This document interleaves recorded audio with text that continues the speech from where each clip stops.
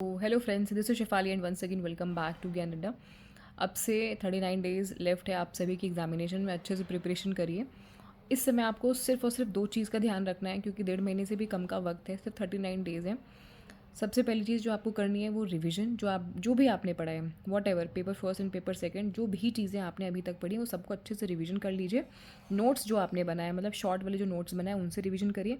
Book से revision करने में थोड़ा सा बचिएगा, अवॉइड करिए, क्योंकि बुक में देखिए बहुत सारी चीज़ें लिखी होती हैं। तो इतनी मोटी बुक अगर आप केवीएस की या अरिहंत की अगर आप पढ़ने बैठेंगे तो आपको कन्फ्यूजन भी हो सकता है। और फिर जब हम बुक पढ़ते हैं तो हमें ऐसा लगता है कि भाई ये भी इंपॉर्टेंट है, नेक्स्ट पेज में जो चीज़ें लिखी हैं वो भी इंपॉर्टेंट है।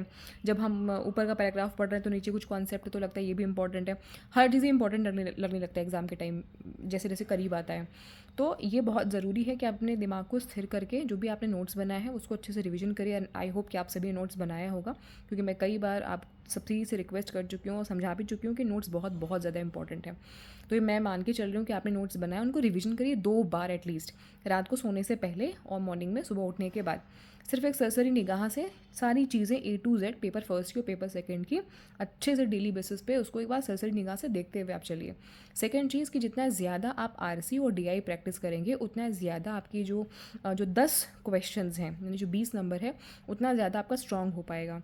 तो मेक श्योर कि एक RC और एक DI आप डेली लगाइए, विदाउट एनी, मतलब कोई भी दिन छोड़े, प्रतिदिन लगाइए एक DI और एक RC। और रिमेनिंग जो आपके नोट्स हैं वो आप रिवीजन कर ही रहे हैं, और प्रीवियस ईयर को भी सॉल्व कर लीजिएगा। मतलब जो अभी आपका एग्जामिनेशन जून में हुआ था, जून 2025 में, उसको अच्छे से एक बार पूरा अच्छे से सॉल्व कर लीजिए।